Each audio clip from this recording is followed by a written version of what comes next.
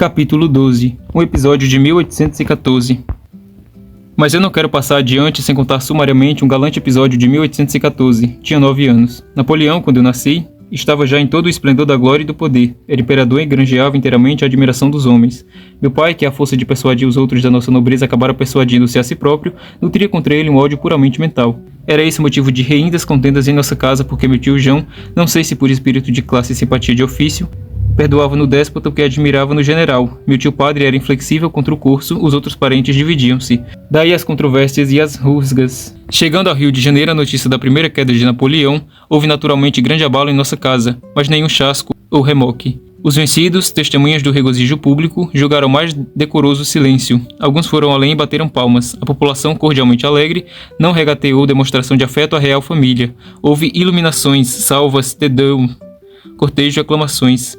Figurei nesses dias com um espadim novo, que meu padrinho me dera no dia de Santo Antônio, e francamente interessava-me mais o espadim do que a queda de Bonaparte. Nunca me esqueceu esse fenômeno. Nunca mais deixei de pensar comigo que o nosso espadim é sempre maior do que a espada de Napoleão. E notem que eu ouvi muito discurso. Quando era vivo, li muitas páginas rumorosas de grandes ideias e maiores palavras, mas não sei porquê, no fundo dos aplausos que me arrancavam da boca, lá ecoava alguma vez este conceito de experimento. Vai-te embora, tu só cuidas do espadim. Não se contentou a minha família em ter um quinhão anônimo no regozijo público. Entendeu oportuno e indispensável celebrar a destruição do imperador com um jantar, e tal jantar que o ruído das aclamações chegasse aos ouvidos de Sua Alteza, ou quando menor, de seus ministros. Dito e feito. Veio abaixo toda a velha prataria, herdada do meu avô Luís Cubas. Vieram as toalhas de Frandes, as grandes jarras da Índia, matou-se um capado.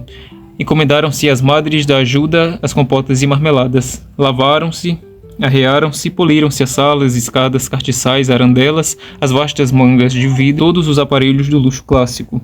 Dada a hora, achou-se reunido uma sociedade seleta, o juiz de fora, 3 ou 4 oficiais militares, alguns comerciantes e letrados, vários funcionários da administração, uns com suas mulheres e filhas, outros sem elas, mas todos comungando no desejo de atolar a memória de Bonaparte no papo de um peru.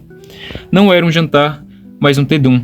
Foi o que pouco mais ou menos disse um dos letrados presentes, o Dr. Vilaça, glossador insigne, que acrescentou aos pratos de casa o arcepipe das musas. Lembra-me, como se fosse ontem, lembra-me de o ver erguer-se, com a sua longa cabeleira de rabicho, casada de seda, um esmeralda no dedo, pedi a meu tio padre que lhe repetisse o mote. E, repetido o mote, cravar os olhos na testa de uma senhora, depois tossir, alçar a mão direita, toda fechada, menos o dedo índice, que apontava para o teto, e assim, posto e composto, devolver o mote glossado.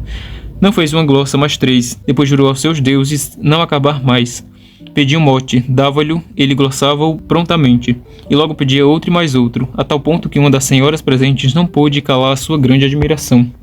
A senhora diz isso, retorquia modestamente o Vilaça, porque nunca ouviu o Bocage, como eu ouvi, do fim do século em Lisboa. Agora sim, que felicidade e que versos! Tivemos lutas de 1 ou 2 horas no boletim do Nicola a glossarmos, no meio de palmas e bravos. Imenso talento do Bocage, era o que me dizia há dias a senhora Durquesa de Cadaval. E estas 3 palavras últimas, expressas com muita ênfase, produziram em toda a assembleia um frêmito de admiração e pasmo, pois esse homem tão dado, tão simples, além de pleitear com poetas, discreteava com duquesas. Um Bocage e uma Cadaval. Ao contrário de tal homem, as damas sentiam-se superfinas. Os varões olhavam-no com respeito, alguns com inveja, não raros com incredulidade. Ele, entretanto, ia caminho a acunhar adjetivo sobre adjetivo, advérbio sobre advérbio, a desfiar todas as rimas de tirano e de usurpador. Era a sobremesa. Ninguém já pensava em comer. No intervalo das glossas corria um burburinho alegre, um palavrear de estômagos satisfeitos, os olhos moles e úmidos, os vivos e cálidos, espreguiçavam-se ou saltitavam de uma ponta a outra da mesa, atulhado de doces e frutas. Aqui o ananas em fatias, ali o melão em talhados, as compoteiras de cristal deixando ver o doce de coco, finalmente ralado, amarelo como uma gema, ou então melado escuro e grosso, não longe do queixo e do cará. De quanto em quanto, um riso jovial, amplo, desabotoado, um riso de família, vinha quebrar a gravidade política do banquete. No meio do interesse grande e comum, agitavam-se também os pequenos e particulares. As moças falavam das modinhas que haviam de cantar o cravo, e do minuete e do solo inglês.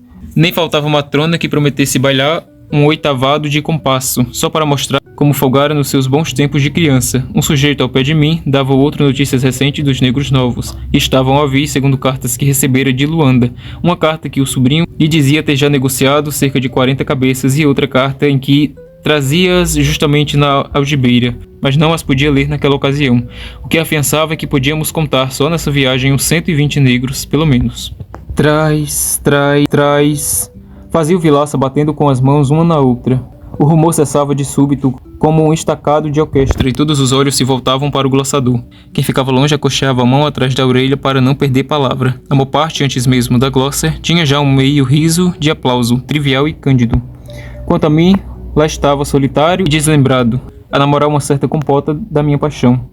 No fim de cada glossa ficava muito contente, esperando que fosse a última, mas não era, e a sobremesa continuava intacta.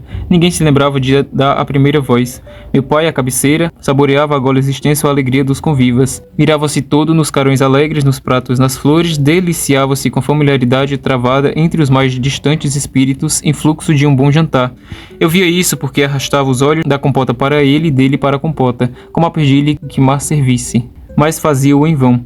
Ele não via nada, via-se a si mesmo, e as glossas sucediam-se como bátegas d'água, obrigando-me a recolher o desejo e o pedido. Pacientei quando pude e não pude muito. Pedi em voz baixa o doce, enfim brandei, berrei e bati com os pés. Meu pai, que seria capaz de me dar o sol, se eu lhe exigisse, chamou o escravo para me servir o doce, mas era tarde. A tia emerenciana arrancara-me da cadeira e entregara-me a uma escrava, não obstante os meus gritos e repelões.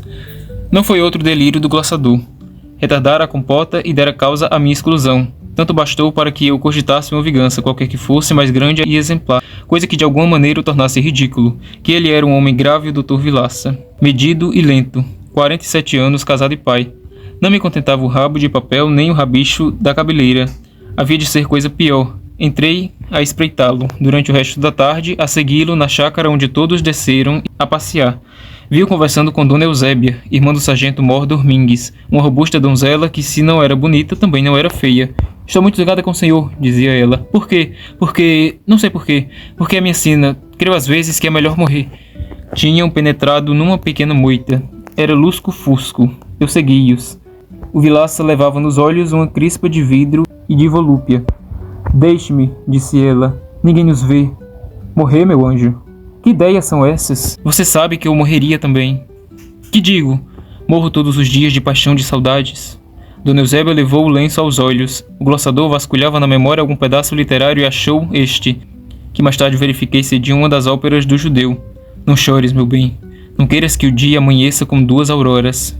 Disse isto. Puxou-a para si. Ela resistiu um pouco, mas deixou-se ir. Uniram os rostos e eu ouvi estalar, muito ao de leve, um beijo, o mais medroso dos beijos. O Dr. Vilaça deu um beijo em Dona Eusébia, bradei eu correndo pela chácara.